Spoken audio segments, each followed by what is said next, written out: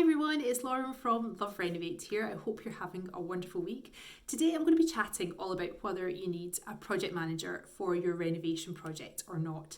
This is a question we're asked a lot, completely understandable. If you've never done anything like it before, renovators are often concerned that they miss something and should they actually pay the additional costs for a project manager.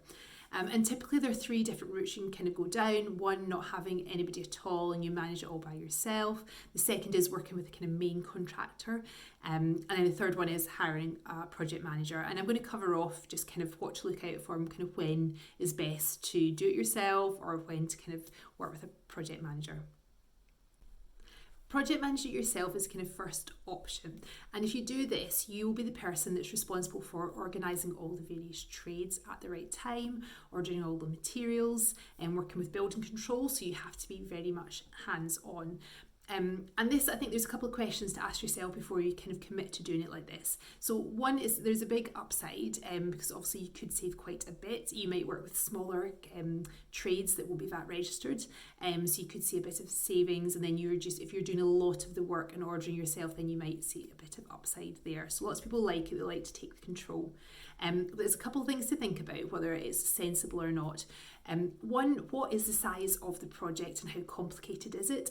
This would only be recommended if you project manage it yourself if you have, if it's a smaller project, if it's like maybe replacing the kitchen, something like that. It's quite easy to organise, the joiner, the electrician, that kind of thing. It's a smaller project, it's easier to understand. But if it's something that's quite big and if you haven't had prior experience, that could be quite challenging if you don't really understand a lot of the technical work or the kind of work that everybody's responsible for. It could be quite a challenge. And then the other thing to think about is how much time do you actually have? So some people, if they're doing a project managing a big project, they might actually take a bit of a career break, maybe take some time out of work if they're lucky enough to be able to do that. But certainly if you're going to be project managing yourself and organising everything, all the materials, all the different people arriving where and when, you need to be available a lot of the time. You need to be prepared that, your lot of your evenings, weekends, and a lot of your time is going to be spent planning. And you have to be there that whenever somebody wants to speak to you, you're going to be available. So that's also think about kind of how much time that you have or your partner have and you're able to dedicate to it.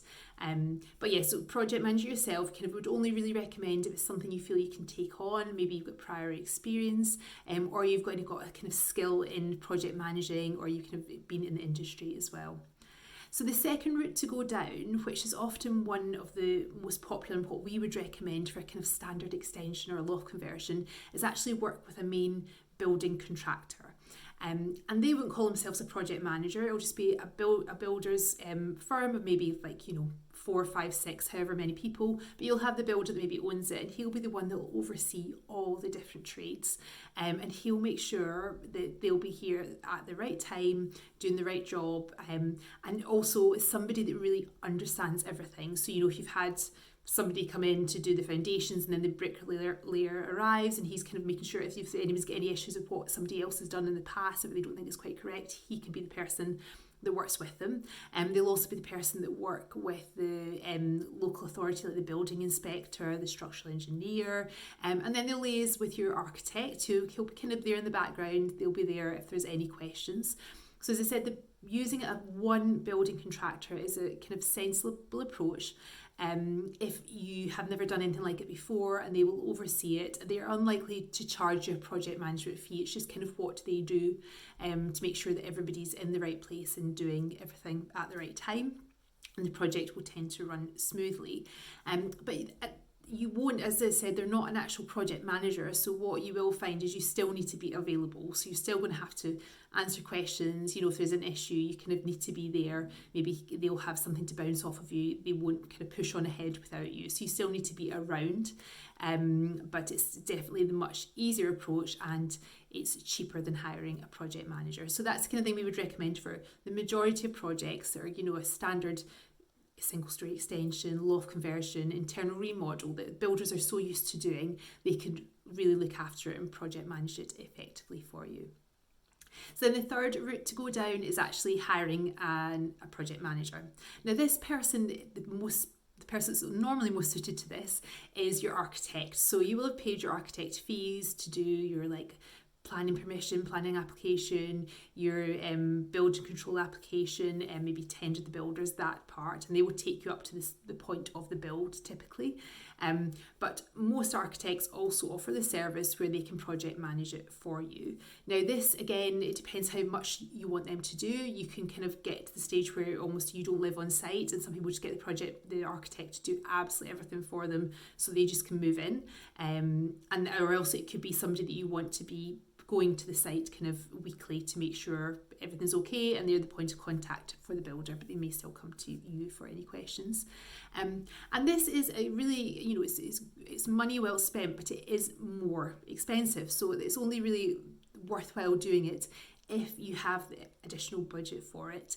The architect will typically charge you, it could be like by the hourly rate. So they might say, we'll charge us X amount per week, or they might do as a percentage of the construction cost. It really depends. It depends how, as I said, how involved you want them to be. And how complex and large your project is. So the fees can go up quite a bit, but often for a lot of people it is money well spent. And also you don't need to use your architect, although they're a great person because they'll have been involved the whole way through. But some people would also hire an independent project manager. Or they could also, work with some like an interior designer. There's different people that would actually project manage it for you. But again, only worthwhile really doing if you have the budget. It's a large project and you really are quite time poor as well. You're really busy with your lives. So the different kind of approaches, the kind of one, project manage it yourself, two, work with a kind of larger contractor who will do lots of that for you, or actually hire a project manager such as your architect.